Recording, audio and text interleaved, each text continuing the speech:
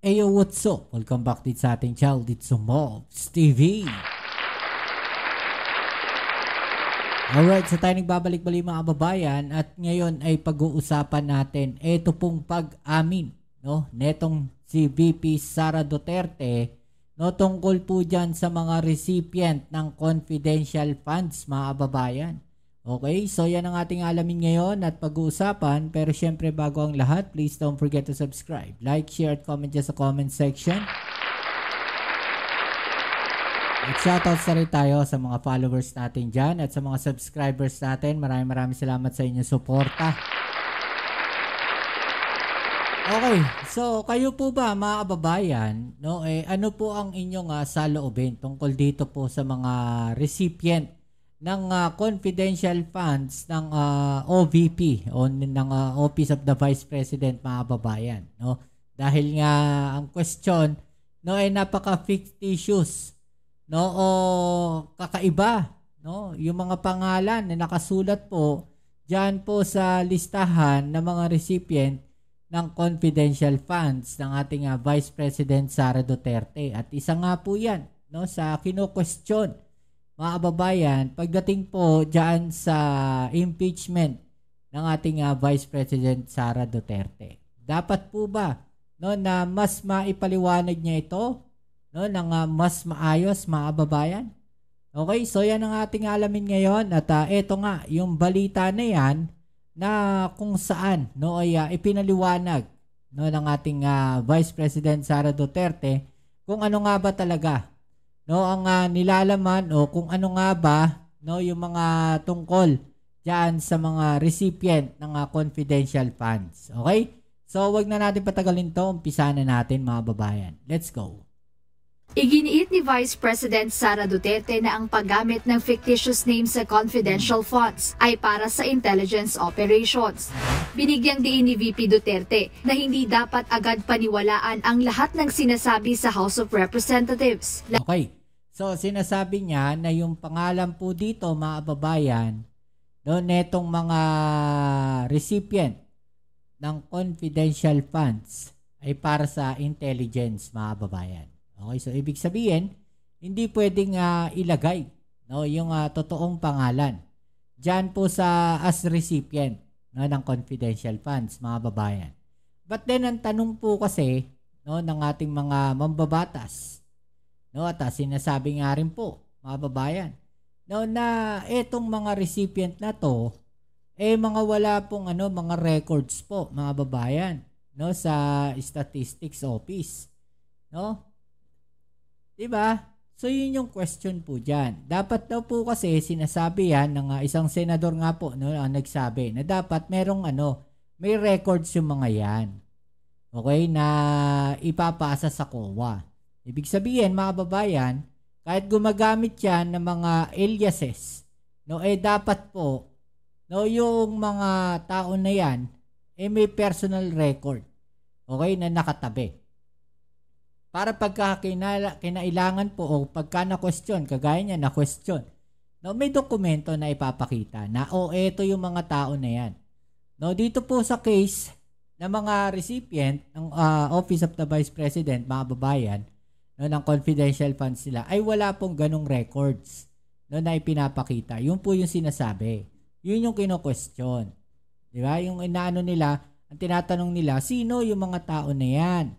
No, yung nag-receive na yan ng confidential funds. Okay?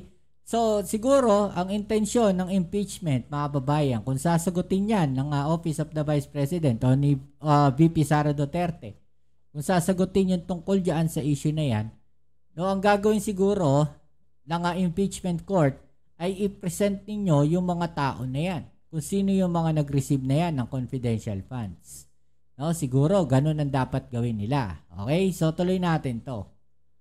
Lalo na patungkol sa issue ng umano'y mga peking pangalan. But let me just say this, no, I think it is wrong for everyone to pick up as truth or as a fact all the pronouncements of the members of the House of Representatives, particularly with fictitious names, because there are rules in intelligence operations. And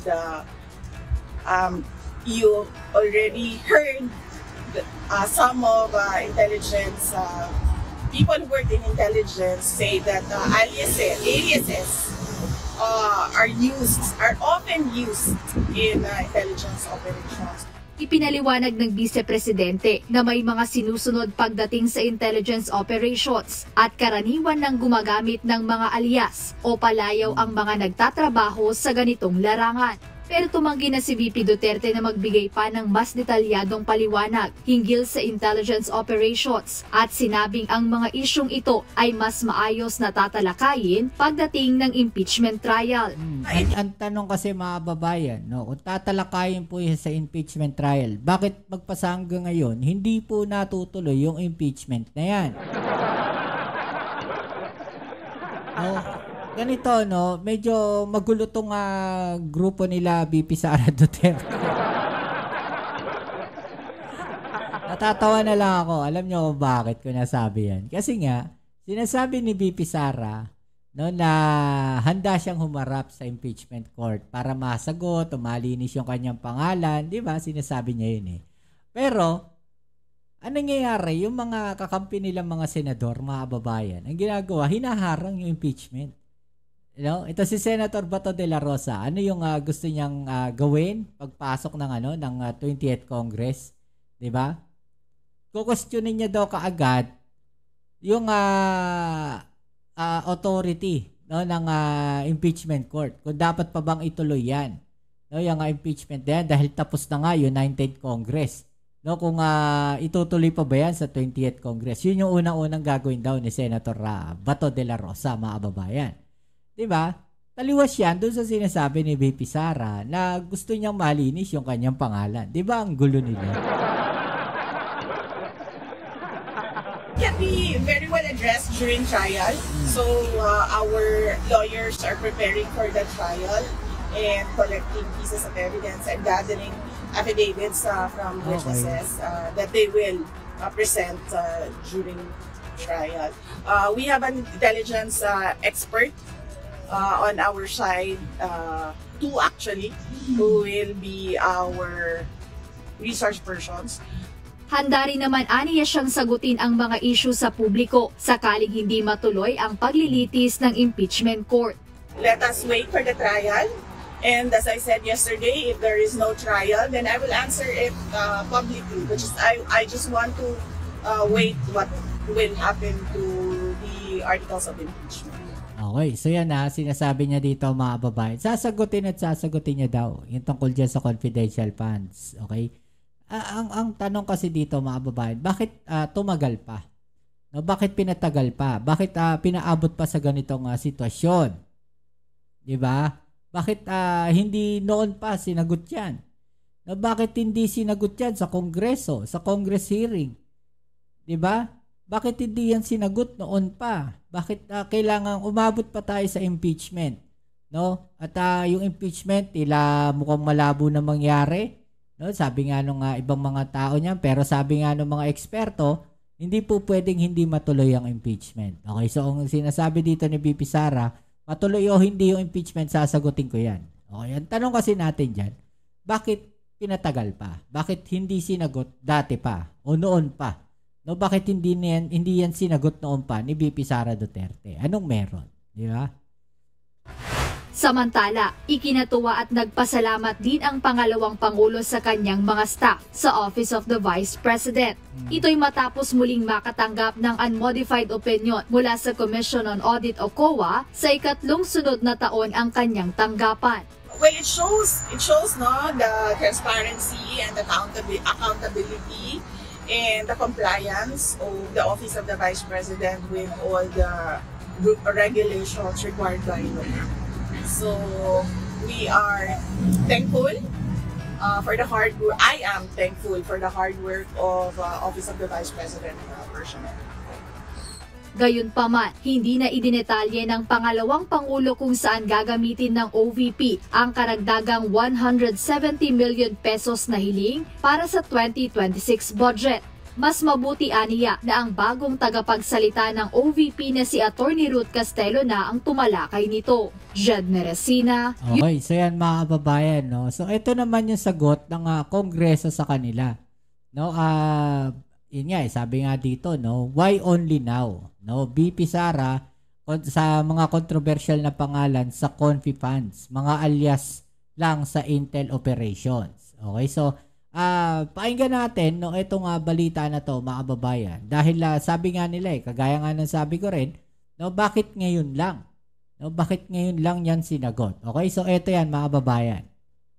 Mga alias lang sa Intel Operations ang mga kontrobersyal na pangalan sa Confi funds ayon mismo kay VP Sara Duterte. Hirit naman ang prosekusyon. Bakit ngayon lang nagsalita ang vice? Nasa frontline ng balitang yan si Marian Enriquez. Diba?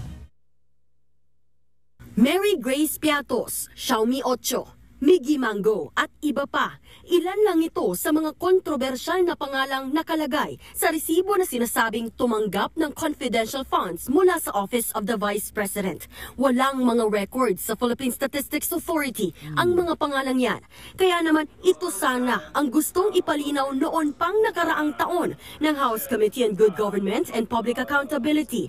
Diba? Walang records mga babayan. Diba? Yun yung kino-question dun No, gumamit ng aliases pero walang records. Okay? So sabi nga, dapat may records yan. Hindi po pwedeng wala. Ipinapaasa yan. Yung records ng mga tao na yan. May dokumento dapat yan. Okay? So, ito, wala. Diba? So, yun yung kino-question. Yun yung tinatanong. Bakit walang record yung mga tao na yan kahit aliases lang yung nakasulat dyan? Diba? Kay Vice President Sara Duterte, pero nagmatigas siyang magpaliwanag o makipagtulungan sa House Inquiry. Pero habang nasa The Hague, Netherlands, inamin na ni VP Sara na mga alias nga ang mga pangalan yan na bahagi raw ng intelligence operations. Diba? Umamin na siya na alias lang yung mga pangalan na yan. Diba mga babayan?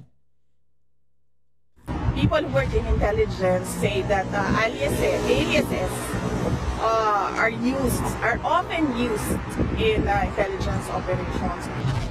May dalawang intelligence experts daw ang bise na ihaharap sakaling matuloy ang impeachment trial. Let us wait for the trial. If there is no trial, then I will answer it publicly. Sagot naman dyan ni House Prosecutor at Manila 3rd District Representative Joel Chua, bakit ngayon lang nagpapaliwanag si VP Sara? Sana nung committee hearing, pinaliwanag na nila at hindi na humaba ng ganito yung issue tungkol sa confidential fund. So why only now? Isa ang issue sa paggasta ng confidential funds ni VP Sara sa 7 articles of impeachment na nakasampa laban sa kanya. Kaya hirit ni Chua, mas maganda kung umarangkada na ang impeachment trial para formal nang makasagot ang bise. Siguro mas maganda dyan, ituloy na po yung hearing nang malaman po natin kung sino po talaga nagsasabi na totoo. Nirerespeto naman daw ni Chua ang pahayag ni Senator Bato de la Rosa na kikwestiyonin nito ang jurisdiction issue sa pagbubukas ng 20th Congress. Pero nanindigan si Chua na ang Senado ay isang continuing body at may jurisdiksyon sa impeachment proceedings. Nauna na rin sinabi ni Senate President Jesus Escudero na nasa Senado pa rin ang jurisdiksyon ng impeachment proceedings. Nagbabalit. Okay, so yan mga babayan, no? Malinaw po yan. No, na ang kino-question po dyan, mga babayan, is yung mga tunay na pangalan ng mga aliases.